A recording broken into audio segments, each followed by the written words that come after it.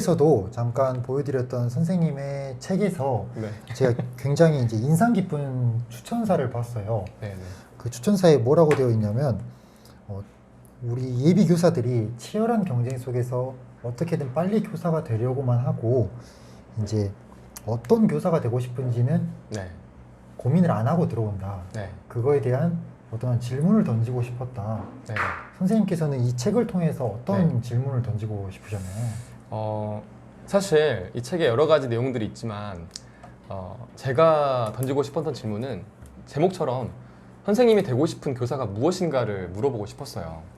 그러면 내가 어떤 교사가 되어야 되는지 네. 책의 제목대로 하자면 내가 어떤 특수교사가 되고 싶은지 고민을 해보자는 거죠. 근데 정말 선생님 말씀하셨던 것처럼 네. 우리가 학부 때는 진짜 임용고시 네. 임용고시 때문에 생각할 겨를이 없어요. 맞아요. 중등은 더 심합니다. 중등은 더 심하고 경쟁률이 엄청 세니까. 엄청 세니까.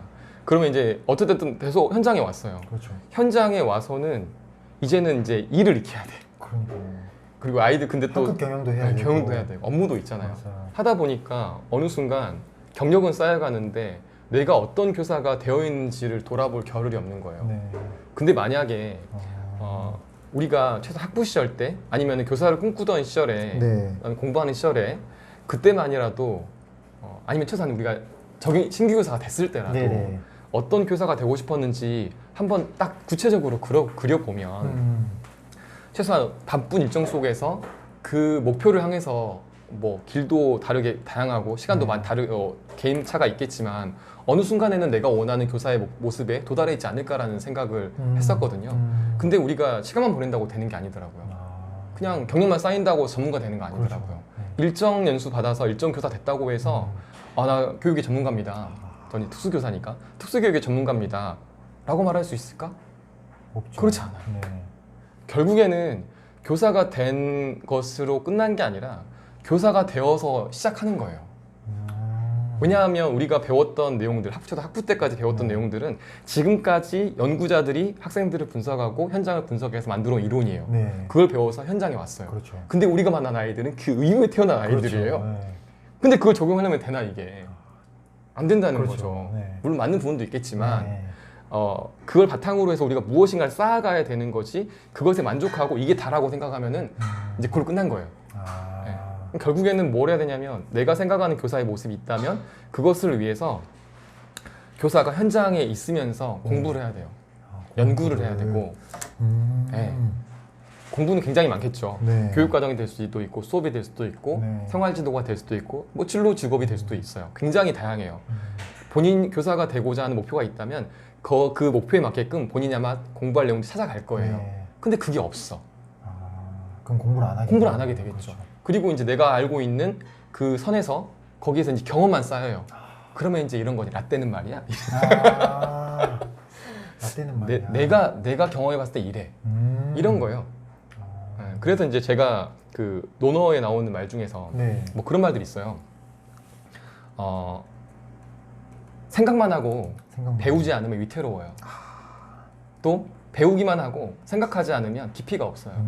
즉 배움과 실천이 균형 있게 가야 된다는 거죠. 근데 우리 학부 시절에 한 걸로 인해서 배움이 끝났다? 아니죠. 그것을 바탕으로 더 배움을 쌓아가야 되는 거죠. 그렇죠. 근데 그 배움으로만 끝나면 안 되는 거예요. 실천이 있어야 돼요. 근데 우리 현장 교사들은 실천은 굉장히 많아요. 어차피 우리 일이 그거니까. 맞아. 맨날 실천을 할 수밖에 없어. 근데 문제는 그 배움이 있냐는 거죠. 내가 배운 것과 실천이 같이 갔을 때 이게 전문성이 되는 거고요. 우리는 그걸 뭐라고 말하냐면 실력이라고 해요. 실력이 있어요. 교사의 실력. 네. 그래서 제가 말하고 싶은 것은 네. 이 책에서 말하고 싶은 것 우리가 공부하고 연구를 해야 되는 거고 그걸 통해서 결국 우리 전문성을 기르자는 거고 네. 이제 말이 좀 어렵다고 하면 우리가 실력 있는 교사가 되자는 거예요. 네. 실력 있는 교사. 그래서 내가 교육의 전문가다, 특수교육의 전문가다라고 말할 수 있게 하고 싶었어요. 네. 그런 의미에서 이런 질문을 던져보고 싶었어요. 선생님은 그래서 어떤 교사가 되고 싶고 그 교사에 얼마나만큼 가까워져 있습니까? 그리고 그 교사에 어울릴 만한 능력, 전문성, 실력을 가지고 있습니까? 여기에 대해서 한번 자성적인 어떤 이제 제 스스로에게 던지는 질문이에요. 그런 것들 한번 나눠보고 싶었어요. 그래가지고 이 책의 내용이 담았습니다.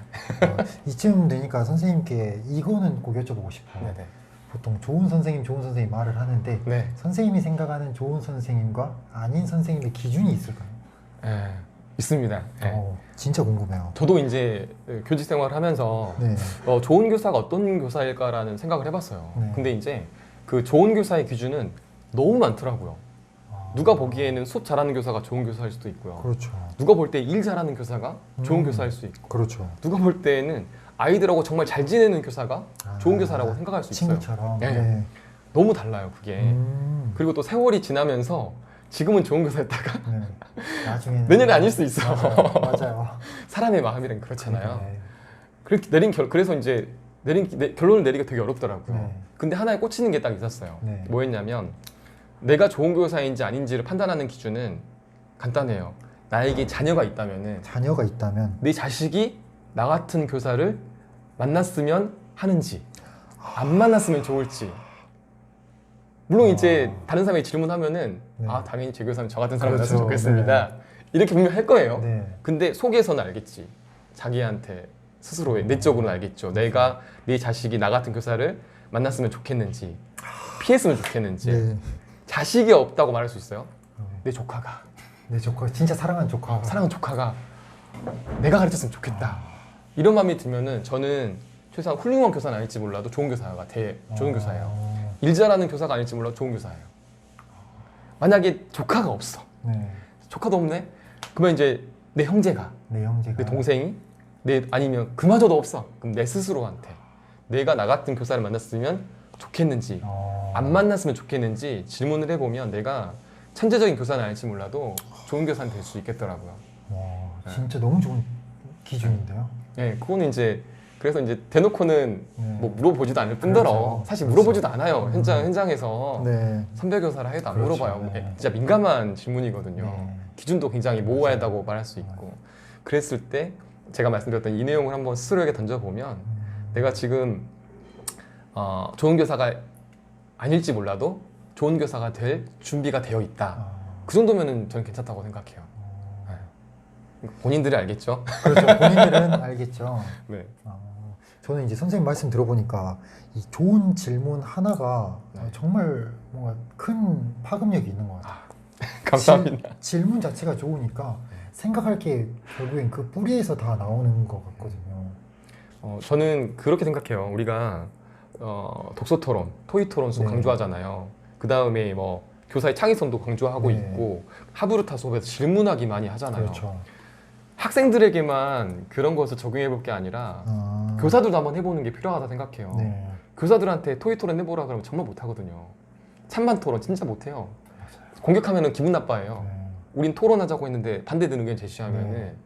나 공격하는 거 이런 생각을 가져요. 근데 아이들한테는 토론해보자. 반성합니다. 질문 만들기. 교사들한테 하면 꽉 막혔어. 질문이 안 나와. 질문 잘 안 해요. 또. 하지도 않고. 그런 자리에 있으면. 네. 근데 아이들한테는 야 질문을 해야 돼. 질문해봐. 넌 합니까? 교사들도 이런 학생들에게 가르치는 것이 나와 별개는 아니라고 생각해요. 교육은 결국 삶이잖아요. 그렇죠. 가르치는 것은 특히 특수교육은 더 그렇거든요. 지식을 가르치는 것도 물론 중요하지만 그것이 결국엔 어디로 가야 되냐면 삶과 연결이 된다는 거죠. 삶과 연결. 그러면 우리가 아이들을 가르치는 방법들 그것도 사실 삶이에요. 그런 거 생각해 보니까 아이들한테 물론 자기가 있다고 해서 네. 안 하는 건 아니거든요. 그래서 그런 걸 물어볼 때 저 스스로에게도 먼저 테스트를 많이 해봐요. 너는 어떤 질문을 하고 있니? 어떤 질문을 가지고 있니? 네. 너의 의견은 뭔데? 그럼 너는 넌 교사의 창의성은 뭐야? 넌 창의성 있니?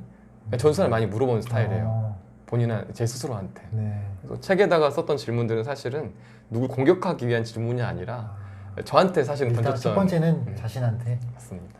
그런 질문들이에요. 그래서 아마 공감이 더 될 수도 있는 것 같아요. 같은 교사로서.